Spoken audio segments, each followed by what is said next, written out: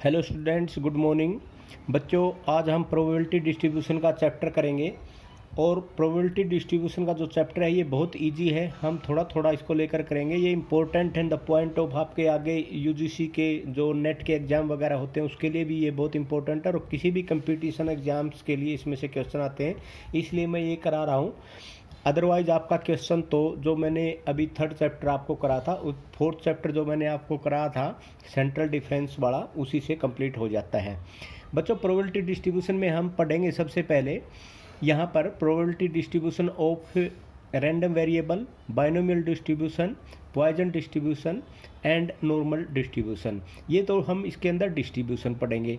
अब सबसे पहले हम बेसिक्स थोड़ा सा इसकी करते हैं कि भाई प्रोबेबिलिटी होता क्या है। जैसे कि हम अपनी डेली लाइफ में कहते हैं कि भाई ऐसा हो सकता है, मतलब ऐसी बातें हम मान लेते हैं जिसका हमें मैथमेटिकल मेजरमेंट करना ही नहीं आता। जैसे इंडिया का मैच चल रहा है, आप देखते हैं कि इंडिया और किसी कंट्री का, इंग्लैंड का मैच चल रहा है, हम कह सकते हैं कि इंडिया जीत सकता है, इंडिया नहीं भी जीत सकता है। तो पॉसिबिलिटी हो भी सकती है, पॉसिबिलिटी नहीं भी हो सकती है।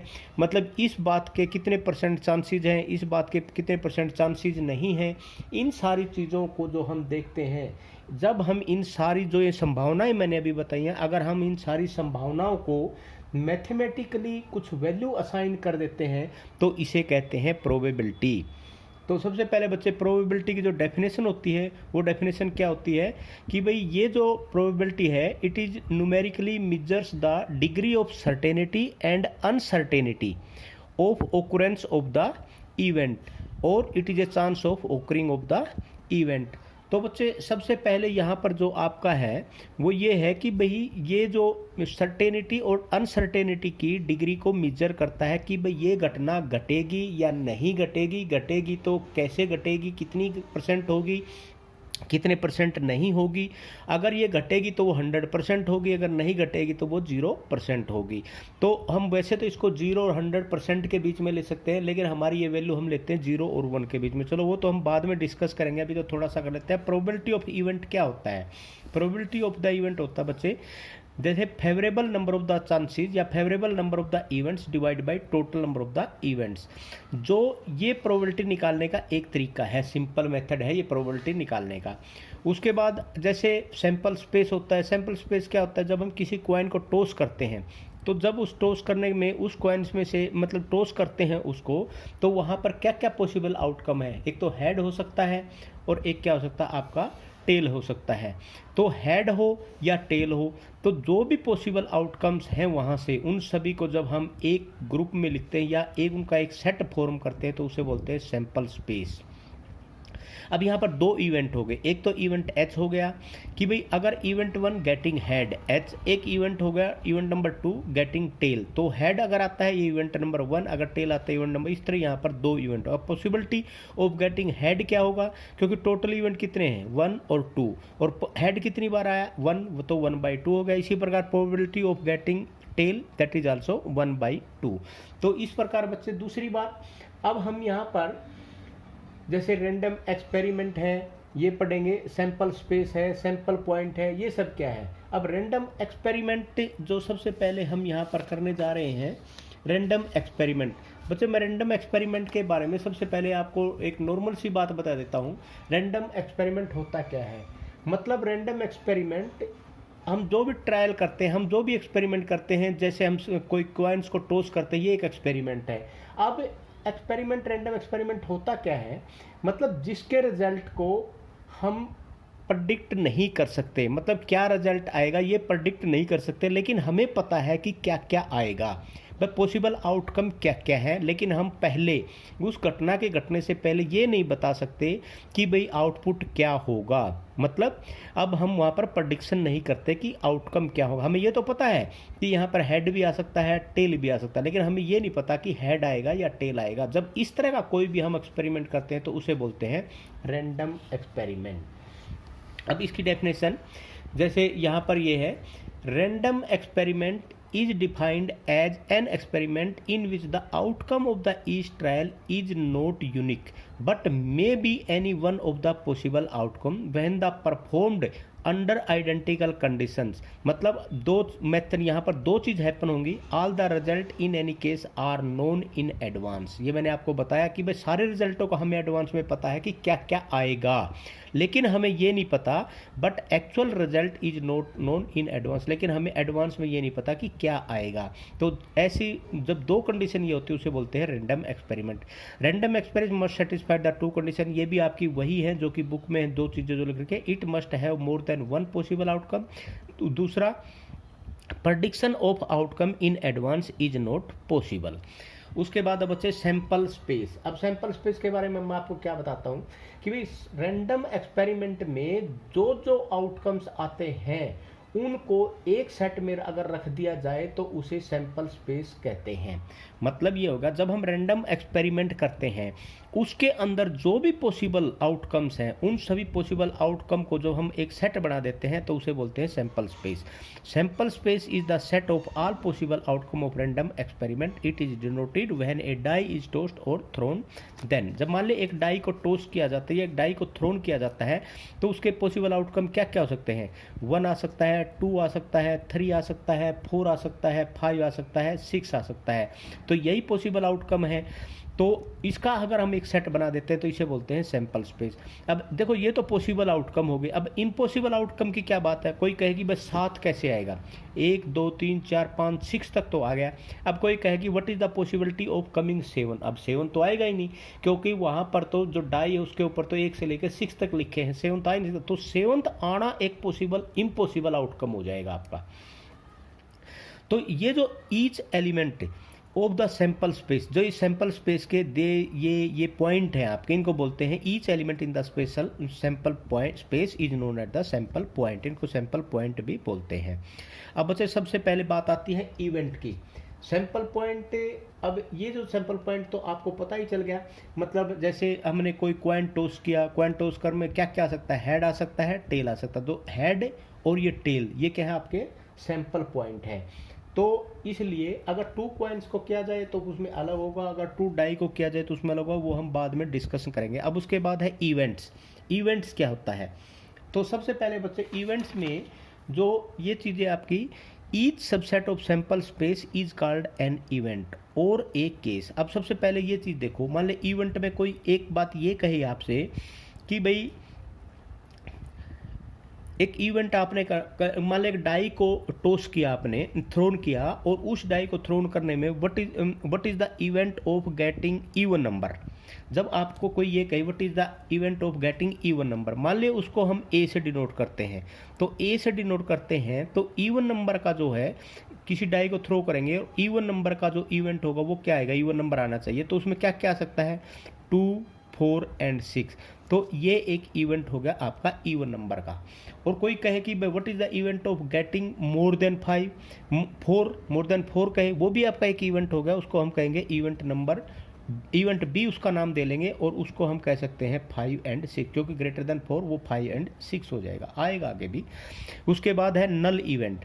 अब नल इवेंट क्या होता है कि कोई भी इवेंट जिसमें सैंपल स्पेस हो ही कुछ भी नहीं हो, सैंपल स्पेस में एक भी एलिमेंट नहीं हो, एक भी पॉइंट ना हो उसके अंदर, उसे बोलते हैं नल इवेंट। और उसको डिनोट कैसे करते हैं? बाई 5 से। तो अगर ये 5 लिखा होता था उसे बोलते हैं ये नल इवेंट है। उसके बाद है sure event. Event which is sure to occur is said to be sure event. मतलब कोई ऐसा इवेंट जिसको हमें श्योरिटी है कि ये ओकर होगा ही होगा। जैसे अब कोई कहे कि भाई एक डाई को थ्रोन किया, मान लिया एक डाई को हम थ्रोन करते हैं, तो आपको ये पता है कि वहाँ पर आउटपुट क्या क्या आ सकता है डाई को थ्रोन करने पे। तो डाई को हमने थ्रोन किया तो उसमें जो आउटकम आएगा वो 1 2 3 4 5 6 आएगा। तो इसका मतलब अगर मैं ये कहें getting number less than 7, getting number less than 7 is sure event, मतलब 7 से कम उसमें आएंगे ही आएंगे। तो ये आपका क्या हो जाएगा? एक श्योर इवेंट हो जाएगा। जैसे कि S 1 2 3 4 5 6 हो गया। All the points of sample space, जितने भी all the points of sample space होंगे वो सारे के सारे क्या होते हैं? श्योर इवेंट के अंदर आते हैं। उसके बाद अब बच्चे अपना नेक्स्ट जो डेफिनेशन है वो है आपकी सिंपल इवेंट। सिंपल इवेंट की जो डेफिनेशन वो भी आपकी बिल्कुल सेम है, सिंपल है। अगर मान ले कोई भी इवेंट है उसके अंदर सिर्फ एक सैंपल पॉइंट हो, उस सैंपल स्पेस, जिस भी सैंपल स्पेस में सिर्फ एक सिंपल पॉइंट हो उसे बोलते हैं सिंपल इवेंट, एक भी सैंपल पॉइंट हो। अब जैसे बच्चे यहाँ पर आपका जो भी आप ये कह सकते हैं कि भाई सिंपल इवेंट में जैसे आपने कोई भी कॉइन लिया और कॉइन को टॉस किया तो उसके अंदर हेड आ जाए या टेल आ जाए। अब उसके अंदर हेड आए या टेल आए उसको बोलते हैं, ये उसके मतलब सिंपल पॉइंट है। अब जैसे मान लिया आपने कोई कॉइन टॉस किया तो उसके अंदर आपका क्या आ गया, एक हेड आ गया, तो एक हेड आ गया तो आप ये कह सकते हैं कि ये इसका एक सिंपल पॉइंट है। अब मैंने ये डिटेल में बताया है, an event having only one sample point of the sample space is called the simple event. Let two coins are tossed, sample space उसमें क्या क्या होंगे, head head, head tail, tail head और टेल टेल। तो अगर हम कहें E एक हमने ले लिया बोथ आर हेड, तो हेड हेड आ गया तो इट इज एन इवेंट। ठीक है, F at least one head, तो इसमें क्या हो जाएगा, हेड टेल, टेल हेड और हेड हेड, तो इसके अंदर ये हेड हेड भी आ गया, हेड टेल भी आ गया, टेल हेड भी। एट लीस्ट वन हेड का मतलब कम से कम एक हो, दो भी हो सकते हैं, तो ये आपका होगा। अब इस इवेंट के अंदर देखो, जो event having only one outcome is called the simple event, मतलब एक ही आया उसके अंदर एच एच, तो ये एक सिंपल इवेंट हो गया। लेकिन जो ये एप है ये अब यहाँ पर क्या है, ई तो क्या होगा, एक सिंपल इवेंट हो गया, लेकिन जो ऐप हो गया ना, तो ऐप यहाँ पर क्या हो जाएगा आपका, ये सिंपल इवेंट नहीं होगा, वो हम आगे करने जा रहे हैं, इसको बोलते हैं कंपाउंड इवेंट, क्योंकि यहाँ पर एक से ज़्यादा आउटकम आ चुके हैं। तो यहाँ पर जो आउटकम्स है, one outcome is called the simple event H H. अब आगे है आपका कंपाउंड इवेंट, जो मैंने अभी ऐप आपके पास बताया था। Compound event, event having more than one outcome is called the compound event. Now F is the compound event, जो मैंने ये ऊपर आपको बताया ना, ये F, ये जो आपका ये इकट्ठा ही बता दिया, ये इसको बोलते हैं कंपाउंड इवेंट। ठीक है, तो यहाँ पर ये लिख दिया compound event, H T T H and head head, ये हो गया। अब उसके बाद है फेवरेबल इवेंट। फेवरेबल इवेंट क्या होता है बच्चे, फेवरेबल इवेंट जब दो या दो से event, the cases which ensure the occurrence of the desired events are called favourable events. मान लिया हमने कोई कॉइन टॉस किया और उस कॉइन को टॉस करने में, मान लिया हमने कोई कॉइन टॉस किया और कॉइन को जब हमने टॉस किया उसके बाद टॉस करने में हमें चाहिए, हम ये कहें कि what is the possibility of having head, तो अगर हेड ही आ जाता है तो वो जो हेड है वो हमारा, जैसे हम चाहते हैं कि भाई हेड आए, हेड की पॉसिबिलिटी आपने निकालनी है, हेड की प्रोबेबिलिटी आपने निकालनी है, तो ये जो हमारा फेवरेबल इवेंट होगा वो हेड का होगा। जैसे let a coin is tossed and favourable event और desired event H occurred, this mean that favourable event has occurred, मतलब डिजायर्ड इवेंट हैज ओकर्ड। अगर डिजायर्ड इवेंट हमारा हेड था, हम चाहते थे कि भाई हेड आया और वही आ जाए, तो हम उसे बोलते हैं ये आपका फेवरेबल इवेंट होगा। उसके बाद अब से equally likely event. Equally likely event में the events are called equally likely when we do not expect the happening of one event in the performance to the other. ये सारे के सारे जितने भी हम इक्वली इवेंट करते हैं ना, ये इक्वली लाइकली होते हैं। जैसे एक कॉइन को टॉस किया, अब या तो हेड आएगा या टेल आएगा, अब कोई भी रीजन नहीं है कि भाई वहाँ पर ओनली हेड ही आएगा, तो जैसे ये है कि जिसको अब हेड को भी आने के उतने ही चांसेस हैं, कॉइन को आने के भी उतने ही चांसेस हैं, तो ये दोनों के दोनों क्या है आपके इक्वली लाइकली इवेंट्स हो जाएंगे। अब इसमें क्या है कि अगर possibility of happening of one event in the performance to the others are equal, तो है तो इस प्रकार फिर क्या हो जाएगा, जैसे हेड एक कोई भी डाई है, अगर डाई के ऊपर लिखा हुआ 1 2 3 4 5 6, तो वो 6 के 6 जो है पॉइंट वो इक्वली लाइकली है, क्योंकि 1 भी आ सकता है, 2 भी आ सकता है, 3 भी आ सकता है, 4 5 6 उसमें से कोई भी आ सकता है। लेकिन अगर डाई के ऊपर 1 1 1 2 3 4 लिखा है तो 1 1 के आने के 3 चांसेस ज़्यादा हो गए, तो हम ये कहेंगे ये इक्वली लाइकली इवेंट नहीं है। ठीक है, समझ में आ गया। तो उसके बाद है म्यूचुअली एक्सक्लूसिव इवेंट। बच्चे म्यूचुअली एक्सक्लूसिव इवेंट में क्या होता है, two events A and B are said to be mutually exclusive event if the occurrence of any one of them excludes the occurrence of the other event, they can not occur simultaneously, मतलब वो दोनों के इकट्ठे नहीं हो सकते। जैसे आपने कोई डाई थ्रोन की तो उसमें से एक आपने उसके what is the sample space 1 2 3 4 5 and 6। अब उसमें मैं कहता हूँ कि ओड इवेंट्स ए हमने ले लिया 1 3 आ गया, और एक ले लिया इवन इवेंट 2 4 6 आ गया। अब इस ए और बी के अंदर ये बात समझने वाली है, अगर ये तो ओड का ले लिया, ये इवन का ले लिया, अगर मैं कहूँ ए इंटरसेक्शन बी, तो एक ए इंटरसेक्शन बी क्या होगा आपका, वो 5 हो जाएगा। मतलब इन दोनों के अंदर ये अगर ये घटेगा तो ये नहीं घटेगा, अगर ये घटेगा तो ये नहीं घटेगा, अगर ये इवेंट होगा तो ये नहीं होगा, ये इवेंट होगा तो ये नहीं होगा। तो अगर ऐसी कंडीशन आ जाती है तो उसे बोलते हैं म्यूचुअली एक्सक्लूसिव इवेंट। और आप ये भी कह सकते हैं इसके अंदर भाई अगर इनके अंदर नहीं घटेगा, इसका मतलब इसके अंदर दोनों के अंदर कोई चीज़ कॉमन नहीं है, कोई चीज़ कॉमन नहीं है, तो A intersection B is equal to 5। तो ये ध्यान देना है, जब भी म्यूचुअली एक्सक्लूसिव इवेंट की बात चलती है तो उसका मतलब ये होता है कि भाई जो ये ए इंटरसेक्शन बी होगा वो आपका क्या होगा, 5 होगा। तो ए में आपने ओड इवेंट ले लिए, बी में आपने इवन इवेंट ले लिए, तो बट नेचर इसके अंदर कोई भी चीज़ कॉमन नहीं है, कोई भी चीज़ कॉमन नहीं है, तो ए इंटरसेक्शन बी आपका क्या हो जाएगा, 5 हो जाएगा। तो इसका मतलब ये है कि दोनों के दोनों एक टाइम पे घटित नहीं हो सकते। ठीक है बच्चे। उसके बाद है आपका, ये कह सकते हैं आप कि भाई जैसे अब आपको पता चल गया, एक मैं आपको करा देता हूँ कि मिक्स्ड इवेंट आपका आएगा, चलो वो तो बाद में आएगा, ओके। उसके बाद है एग्जॉस्टिव इवेंट। एग्जॉस्ट इसके साथ ही कर लेते हैं, जैसे म्यूचुअली एक्सक्लूसिव इवेंट हुआ था उसके साथ ही आपका क्या हो गया था, एग्जॉस्टिव इवेंट।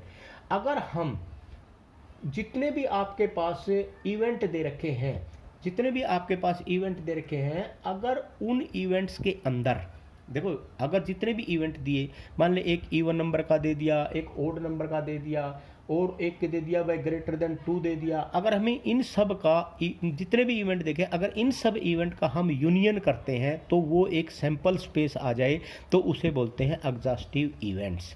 अब टोटल इसकी डेफिनेशन क्या बनेगी, total number of the events that can occur in an experiment are known as exhaustive cases.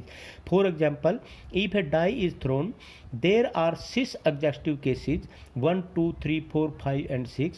When 2 coins are tossed there are 4 exhaustive cases HH TH HT and TT। बच्चे इसके अंदर मैं एक चीज़ और आपको बताऊंगा, मान लिया आपने यहाँ ले लिया A, तो इसमें ले लिया आपने इवन नंबर, तो इवन नंबर आपने ले लिया, मान लिया इवन नंबर आपने ले लिया 2 4 एंड 6, ये हो गया। B आपने ले लिया, B ले लिया आपने ओड नंबर, तो ओड नंबर ले लिया, तो ओड नंबर में मैं आपको कह देता हूँ 1 3 एंड 5 आ गया। चलो एक और ले लेते हैं, मान ले C आपने ले लिया, और C आपने ले लिया कि भाई ग्रेटर देन 2, तो ग्रेटर देन 2 भी क्या आ जाएगा आपका 3 4 5 एंड 6, ये आ गया। अब अगर मैं इन तीनों के तीनों का A union B union C करता हूँ, अगर A union B union C करता हूँ, तो इसके अंदर जो आपका ये होगा